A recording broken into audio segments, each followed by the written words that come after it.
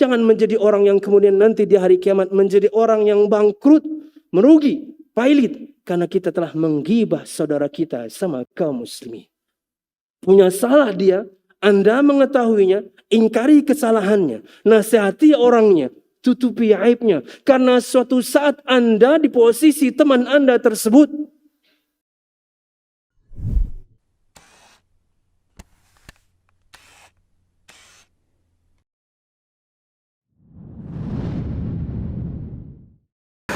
Innal hamdalillah nahmaduhu wa nasta'inuhu wa nastaghfiruh wa na'udzu billahi min shururi anfusina wa min sayyiati a'malina. Man yahdihillahu fala mudilla lahu wa man yudlil fala hadiya lahu. Ashhadu an la ilaha illallah wahdahu la sharika lahu wa ashhadu anna Muhammadan 'abduhu wa rasuluh.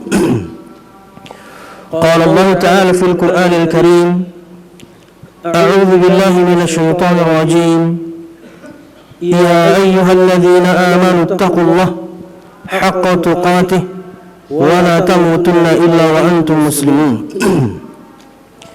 يا أيها الناس اتقوا ربكم الذي خلقكم من نفس واحدة وخلق منها زوجها وبث منهما رجالا كثيرا ونساء واتقوا الله الذي تساءلون به والأرحام إن الله كان عليكم رقيبا يا أيها الذين آمنوا اتقوا الله وقولوا قولا سديدا يصلح لكم أعمالكم ويغفر لكم ذنوبكم ومن يطع الله ورسوله فقد فاز فوزا عظيما فإن أصدق الحديث كتاب الله وخير الهدي هدي محمد صلى الله عليه وسلم وشر الأمور محدثاتها فإن كل محدثة بدعة وكل بدعة ضلالة وكل ضلالة في النار أما بعد. Hadirin jemaah Jumat rahimakumullah. Alhamdulillah, segala puji dan syukur marilah kita haturkan kepada Allah Subhanahu wa taala yang telah memberikan kita kenikmatan yang begitu banyak, dan di antara nikmat yang terbesar yang kita alhamdulillah masih dapatkan sampai saat ini adalah nikmat tinggal di negeri yang aman. Nabi Muhammad sallallahu alaihi wasallam bersabda, "Man asbaha mu'afan fi jasadih, aminan fi sirbih, indahu quta yawmih, faka'annama hizat lahu dunya."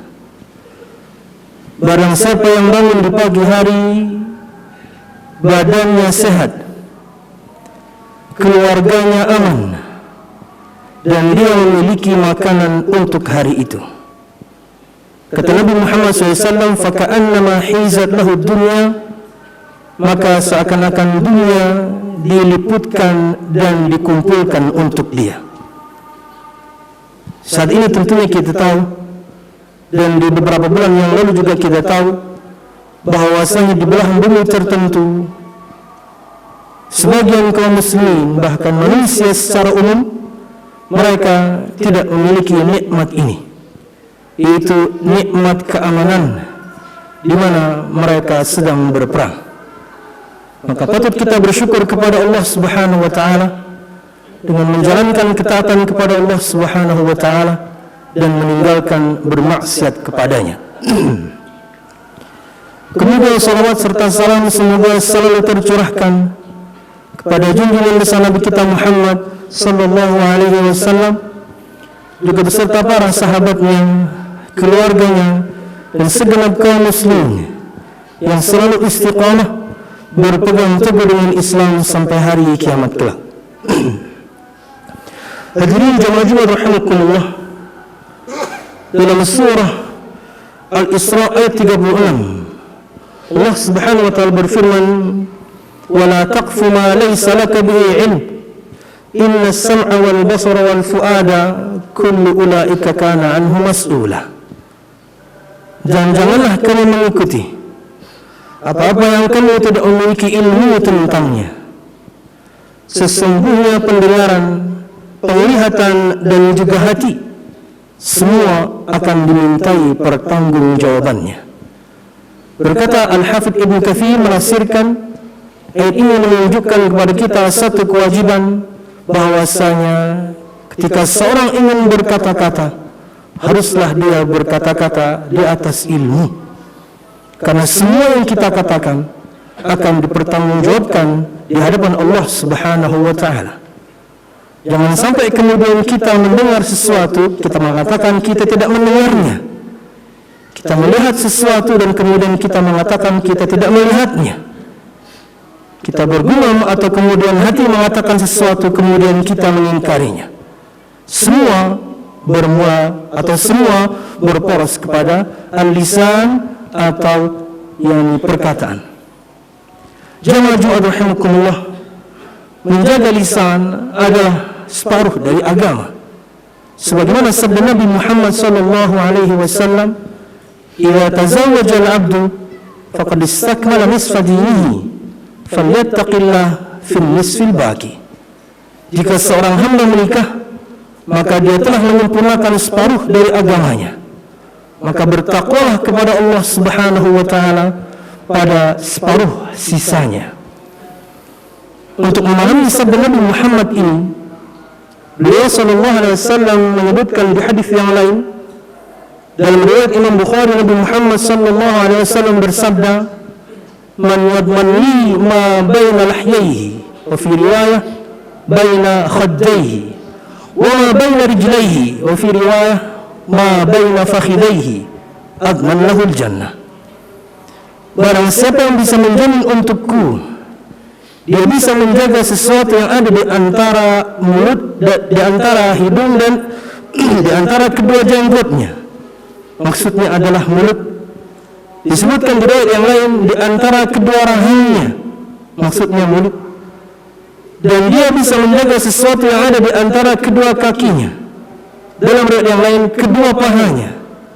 Maksudnya adalah kemaluan. Adman lahul jannah, aku jamin untuknya surga. Hadis inilah yang menerangkan hadis sebelumnya. Ketika seorang menikah, maka fitnah berkaitan dengan kemaluan, dosa berkaitan dengan kemaluan sudah tertutupi dengan pernikahan, yaitu zina. Maka kata Nabi Muhammad sallallahu alaihi wasallam, bertakwalah kepada Allah Subhanahu wa taala pada separuh sisanya, yaitu menjaga lisan. Karena dua dosa ini, ketergelinciran lisan dan juga dosa naudzubillah kemaluan, adalah dua dosa yang dengan keduanya paling banyak memasukkan seorang naudzubillah ke neraka Allah Subhanahu wa taala.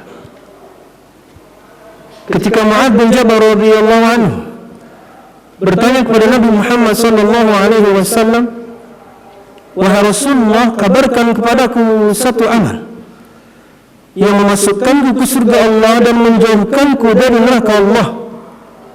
Kemudian Nabi Muhammad SAW menyebutkan tentang rukun Islam, Nabi Muhammad menyebutkan tentang sedekah, Nabi Muhammad menyebutkan tentang jihad. Tapi beliau SAW menyebutkan, "Tahukah kamu wahai Mu'adz, inti dari semua amal tersebut?" Kata beliau sallallahu alaihi wasallam menerangkan pada Mu'adz, "Kuffa anka an hadza." Jagalah kamu ini. Kemudian Nabi Muhammad SAW memegang lidahnya.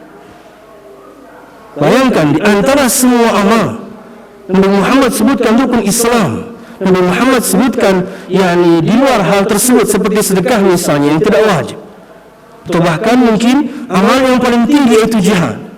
Tapi semuanya berporos kepada kata Nabi Muhammad SAW, jaga ini, dengan beliau memegang lidahnya. Kata Mu'adz bin Jabal radhiyallahu anhu, "Wahai Rasulullah SAW, apakah kita akan masuk neraka Allah Subhanahu wa taala karena sebab kesalahan lisan kita?" Kata Nabi Muhammad SAW, "Wahai yakubbun nas ala wujuhihim aw qala ala manakhirihim illa hasaidu alsinatihim." Tidaklah seorang tersungkur masuk neraka Allah Subhanahu wa taala di atas hidungnya, tersungkur masuk neraka Allah Subhanahu wa taala di atas wajahnya, kecuali karena kesalahan lisan-lisan mereka. Maka menjaga lisan dari perkataan yang buruk, menjaga lisan dari semua dosa yang berkaitan tentangnya, ini perkara yang sangat penting. Ia separuh dari agama Islam. Entah itu kita menjaganya dari dusta, kita menjaganya dari yakni ghibah, menggunjing, kita menjaganya dari an-namimah, mengadu domba, kita menjaganya dari mencaci maki orang lain, kita menjaganya dari memfitnah orang lain, dan semua dosa yang berkaitan dengan lisan, kewajiban kita untuk menjaganya. Karena ini salah satu di antara tanda iman seseorang. Kata Nabi Muhammad SAW dalam hadis yang disebutkan oleh Imam Bukhari dan juga Muslim, "Man kana yu'minu billahi wal yawmil akhir falyaqul khairan aw liyasmut." Barang siapa yang beriman kepada Allah Subhanahu wa taala dan hari akhir, maka hendaknya ia berkata baik atau diam. Tanda iman seseorang itu akan ditunjukkan imannya dari perkataannya. Apakah yang keluar dari lisannya adalah kebaikan? Jika dia belum mampu untuk berkata-kata yang baik, dalam hal ini mungkin atau konteks zaman sekarang tulisan yang baik, maka minimal dia diam. Inilah di antara tanda keimanan seorang kepada Allah Subhanahu wa taala dan hari akhir. Tidaklah keluar dari lisannya kecuali kebaikan, nasihat, zikir kepada Allah, salawat dan lain sebagainya. Siapapun di antara kita, tentunya untuk kasus zaman sekarang, ingin sekali berdakwah. Semua kita tahu akan keutamaan berdakwah, bahwa saya tidak ada perkataan yang lebih baik dibandingkan seorang yang menyeru kepada Allah Subhanahu wa taala. Maka jamaah Jumat rahimakumullah, dalam dakwah pun perkataan yang keluar dari lisan kita janganlah perkataan yang keji. Janganlah keluar dari lisan kita walaupun niatnya baik adalah perkataan yang buruk, perkataan na'udzubillah seperti kata umpatan. Karena di antara sifat seorang muslim, sifat seorang mukmin, lisannya baik, tidak keluar dari lisannya kecuali kebaikan. Nabi Muhammad SAW bersabda, "Al-mu'minu laisa al-mu'minu bit-ta'an wala al-la'an wala fahishal baghi." Tidaklah seorang mukmin itu orang yang suka mencaci maki, orang yang suka melaknat, orang yang perkataannya keji, lagi kemudian kotor dan jorok. Disebutkan dalam sebuah istilah dalam bahasa Arab, likulli ina'in kullu ina'in bima fihi yandahu. Semua ketel akan mengeluarkan isinya. Artinya ketika seorang berkata-kata yang baik, itu pasti timbul dari hati nurani yang juga baik. Dan ketika seorang perkataannya buruk, maka tidak lain kecuali memang hatinya buruk. Inilah yang kita takutkan. Ketika seorang na'udzubillah terbiasa dengan caci maki, terbiasa dengan kata umpatan, terbiasa dengan perkataan yang keji dan juga kotor dan jorok, itu menunjukkan na'udzubillah akan kotornya hatinya. Tidak ada di dalam hatinya kebaikan. Kita takutkan susah masuk kepada hatinya kebaikan. Karena hati ini, kata para ulama, seperti gelas. Engkau isi dia dengan kebaikan, keburukan akan susah untuk masuk. Tapi berlaku sebaliknya, engkau penuhi dia dengan keburukan, maka kebaikan pun susah akan masuk. Jamaah Jumat rahimakumullah, Nabi Muhammad SAW menasihati sahabatnya bernama Sa'ad bin Abi Waqqas radhiyallahu anhu. Perintah beliau agar beliau radhiyallahu anhu menjaga lisannya, menguasai lisannya, tidak berkata-kata kecuali yang baik. Kata beliau sallallahu alaihi wasallam, ilzam baitak wamlik 'alaika lisanak wa khudh ma tu'raf wa da' ma tunkar 'alaika bi amri khassati nafsik wa da' anka amral 'ammah. Wahai Sa'ad bin Abi Waqqas, Walaupun tentunya khitab atau sapaan Nabi Muhammad ini untuk Sa'ad bin Abi Waqqas radhiyallahu anhu, tapi manfaatnya, faedahnya berlaku untuk semua kita kaum muslimin. Kata beliau sallallahu alaihi wasallam, ilzam baitak, lazimi rumahmu, sering-sering di rumah. Artinya ketika tugas kita sudah selesai, pekerjaan kita sudah selesai, segeralah pulang ke rumah. Wamlik alaika lisanak, dan kuasailah lisanmu, sebagaimana pembahasan kita sebelumnya dari firman Allah dan juga sabda Nabi Muhammad sallallahu alaihi wasallam. Kata beliau sallallahu alaihi wasallam, wa khudh ma tu'raf, ambillah yang ma'ruf. Maksudnya lakukan perbuatan yang ma'ruf, yang baik. Wada' ma tunkar, dan tinggalkan perbuatan yang diingkari. Entah itu diingkari manusia karena keburukannya, apalagi yang diingkari syariat Allah Subhanahu wa taala karena keharamannya. Kata beliau sallallahu alaihi wasallam, "Alaika bi amri khassati nafsik", uruslah urusanmu sendiri. Wada' alaika amral 'amah, dan tinggalkan urusan orang lain. Kata-kata yang buruk keluar dari lisan ini bermula dari biasanya, karena kita berusaha mengurusi urusan orang lain. Akhirnya timbullah dari lisan ini menggunjing, timbullah dari lisan ini memfitnah, timbullah dari lisan ini perkara-perkara yang buruk yang lainnya, karena asalnya adalah Anda suka mengurusi orang. Urusi urusanmu sendiri, kata beliau SAW, dan tinggalkan urusan orang lain. Ketika pertama kali kemudian kita memulai diri ini untuk mengurusi orang lain, akhirnya semua orang akan Anda komentari, semua orang akan Anda dapatkan keburukannya. Dan kalau sudah Anda dapatkan keburukan seorang, tidak afdal kalau tidak membicarakannya. Ya, itu sudah urutannya. Apalagi misalnya seorang, na'udzubillah, berusaha mengurusi urusan orang lain dan dia mencari-cari kesalahan orang tersebut, yaitu tajassus. Anda pasti dapatkan kesalahan orang tersebut, siapapun dia. Jangankan kita umat Nabi Muhammad yang biasa ini, Anda berusaha untuk mencari aib seorang sahabat, Anda pasti temukan. Anda berusaha ingin mencari aib seorang sahabat Nabi Muhammad SAW, Anda pasti temukan, tapi kan tidak ada manfaatnya. Apalagi kita, ya, sementara saja Anda kemudian berusaha mencari-cari kesalahan seorang, bahkan mungkin Anda hanya ingin mencari satu kesalahan saja, 10, 20, ratusan Anda akan dapatkan dari kesalahan orang tersebut. Ketika sudah Anda dapatkan, kalau tidak dibicarakan, tidak enak, tidak afdal, tidak nyaman, karena Anda sudah bersusah payah mencarinya. Anda sudah bersusah payah untuk mencari kesalahan orang tersebut. Ketika sudah didapatkan, tidak afdal kalau tidak diceritakan kepada yang lain. Na'udzubillah. Jamaah rahimakumullah, urusi urusanmu sendiri, tinggalkan urusan orang lain. Lain ceritanya kalau ada seorang datang kepada Anda minta nasihat, berarti Anda adalah orang yang dia percayai. Anda berarti orang yang dia anggap bisa memegang amanah, hingga kemudian dia menceritakan satu aibnya. Maka tugas Anda menasihatinya, memberikan kepadanya solusi. Aibnya tetap Anda tutupi, karena magnet mengetahui aib orang itu luar biasa. Magnet untuk menceritakan. Tidak afdal kita pendam sendiri. Minimal sekali kita ceritakan ke pasangan. Jangan menjadi orang yang kemudian nanti di hari kiamat menjadi orang yang bangkrut, merugi, pailit, karena kita telah menggibah saudara kita sama kaum muslimin.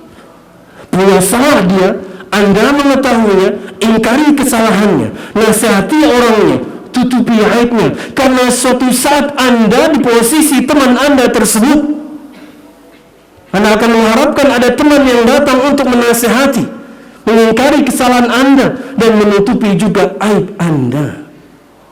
Wallahu a'lam bishawab. Kata Nabi Muhammad SAW, sering-seringlah di rumah, milikilah lisanmu, jaga lisan dari semua yang Allah Subhanahu wa taala haramkan. Karena kebanyakan orang masuk neraka Allah Subhanahu wa taala karena sebab dosa lisan yang orang anggap itu biasa. Bahkan kata Nabi Muhammad SAW, la yara laha balan. ketika dia mengatakan perkataan yang Allah murkai, yang Allah haramkan, gibahkah itu, fitnahkah itu, dustakah itu, la yaralaha balan, orang ini menganggapnya itu perkara biasa, ringan saja untuk dia. Peradangannya dia akan masuk neraka Allah Subhanahu wa ta'ala. Sering-sering di rumah jagalah lisanmu, kemudian kata Nabi Muhammad SAW, melakukan kebaikan, tinggalkan kemungkaran, urusi urusanmu sendiri dan tinggalkan urusan orang lain. Aqul qawli hadza wa astaghfirullah li wa lakum wa li sa'iril mu'minin fastaghfiruhu innahu huwal ghafurur rahim.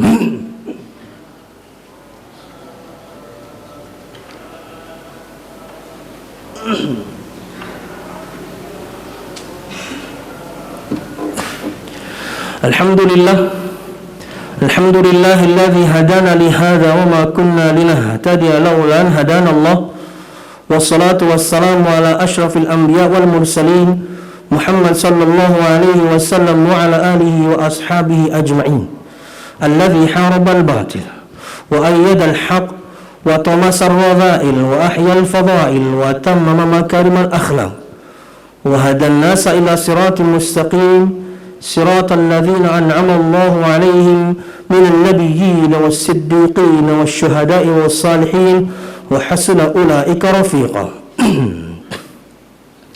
Jemaah Jumat rahimakumullah, kata Nabi Muhammad sallallahu alaihi wasallam, man kanat lahu madlamatun min akhihi min 'irdin aw min shay'in falyatahallalhu minhu al-yawm qabla an la yakuna dinarun wala dirhamun. Barang siapa yang memiliki satu kezaliman kepada saudaranya, entah itu berkaitan dengan kehormatan ataupun yang lainnya, maka minta halallah hari ini sebelum datang nanti hari tidak ada lagi manfaat dinar dan juga dirham. Kezaliman berkaitan dengan kehormatan erat sekali hubungannya dengan dosa lisan. Ya, seseorang yang kita gunjing, seseorang yang kita fitnah, seseorang yang kemudian kita hancurkan harkat dan martabatnya, semuanya bermula dari lisan. Lisanlah yang melakukannya. Tapi subhanallah, untuk konteks zaman sekarang bisa dalam bentuk tulisan, bahkan bisa dalam bentuk isyarat saja. Dengan isyarat mata Anda, dengan isyarat jari jemari Anda, dengan isyarat perubahan mulut Anda, tapi dengannya Anda menghina orang, semuanya tercatat oleh Allah Subhanahu wa ta'ala. Kata Nabi Muhammad sallallahu alaihi wasallam, min husni islamil mar'i tarkuhu ma la ya'nih. Di antara tanda baiknya keislaman seseorang, dia meninggalkan perkara yang tidak bermanfaat untuknya. Berkaitan dengan status, postingan, tweet dan lain sebagainya. Untuk di zaman sekarang yang semuanya adalah mewakili perkataan atau lisan, perhatikan sekali lagi. Ketika Anda mempostingnya, fikir berkali-kali lagi dulu. Apakah ini bermanfaat untuk saya dan orang lain? Apakah ini akan menjadi jejak kebaikan saya setelah saya meninggal, di mana saya akan mendapatkan mungkin nanti hasilnya di surga Allah Subhanahu wa ta'ala sebagai pahala? Fikirkan lagi dan lagi sebelum Anda memposting, pasang status, bikin tweet, bikin pic dan lain sebagainya. Karena tulisan di zaman sekarang itu adalah ganti dari lisan yang kita sebutkan. Jangan sampai dengannya kemudian kita na'udzubillah menggunjing orang, mencaci orang, menghancurkan harkat martabat orang, memfitnah orang, atau tidak ada hubungannya dengan semua orang, tapi dengannya Anda berdusta. Walaupun niatnya baik, ingin menasihati orang tapi pakai hadis yang palsu, ingin menasihati orang tapi kemudian pakai kedustaan-kedustaan. Betul Anda tidak mencaci maki orang, tidak menggibah atau menggunjing orang, tapi ini jauh lebih dahsyat dari semua itu. Anda berdusta atas nama Nabi Muhammad sallallahu alaihi wasallam, sebagian orang berdusta atas nama Allah Subhanahu wa ta'ala. Sebagai penutup, sabda Nabi Muhammad sallallahu alaihi wasallam, Inna kadhiban alayya laysa kakadhibin ala ahadin. Man kadzdzaba alayya muta'ammidan falyatabawwa maq'adahu minan nar. Dalam hadis yang sahih ini bahkan disebutkan ia adalah hadis yang mutawatir.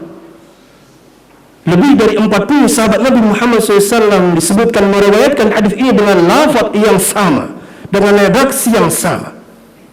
Kata beliau SAW, sesungguhnya berdusta atas namaku tidak sama dengan berdusta atas nama orang lain. Barang siapa yang berdusta atas namaku sengaja, maka persiapkanlah tempatnya nanti di neraka. Memang Anda tidak ganggu orang, tidak caci maki orang, tidak gibah orang, tidak fitnah orang, tapi subhanallah, Anda berdusta atas nama Nabi Muhammad SAW. Betul Anda tidak mengatakannya, tapi Anda menulisnya. Maka ancaman ini berlaku. Semoga Allah Subhanahu wa taala memberikan kita anugerah agar kemudian kita diberikan taufik untuk menjaga lisan kita, tidak berkata kecuali yang baik, tidak menulis kecuali yang baik. Dengannya kita berharap dari Allah Subhanahu wa taala bahwasanya perkataan kita, tulisan kita, artikel yang kita tulis, video yang kita posting, pic yang kita posting menjadi jejak kebaikan kita dan kita mendapatkan pahalanya kelak di akhirat, di surga Allah Subhanahu wa taala. Amin ya rabbal alamin. Allahumma qsim lana min khashyatika ma tahulu bihi bainana wa baina ma'siyatik wa min ta'atika ma tuballighuna bihi jannatak wa min al-yaqini ma tuhawwinu bihi 'alaina masa'ib ad-dunya wa matti'na Allah bi asma'ina wa absarina wa quwwatina abadan ma ahyaytana waj'alhu al-waritha minna waj'al tha'rana 'ala man zalamana ya arhamar rahimin. Rabbana hab lana min azwajina wa dhurriyyatina qurrata a'yunin waj'alna lil muttaqina imama. Rabbana la tuzigh qulubana ba'da idh hadaytana wa hab lana min ladunka rahmah innaka antal wahhab. Allahumma inna nas'aluka husnal khatimah wa na'udzu bika min su'il khatimah ya arhamar rahimin. Allahumma inna nas'aluka al-jannata wa ma qarraba ilayha min qawlin aw 'amal wa na'udzu bika minan nar wa ma qarraba ilayha min qawlin aw 'amal. Rabbana atina fid dunya hasanah wa fil akhirati hasanah wa qina adzaban nar. Subhana rabbika rabbil 'izzati amma yasifun wa salamun 'alal mursalin walhamdulillahi rabbil alamin. Aqimis shalah. Terima kasih. Jazakumullahu khairan wa barakallahu fikum. Video ini dibuat atas partisipasi dari donasi Anda. Semoga menjadi amal jariah bagi Anda semuanya.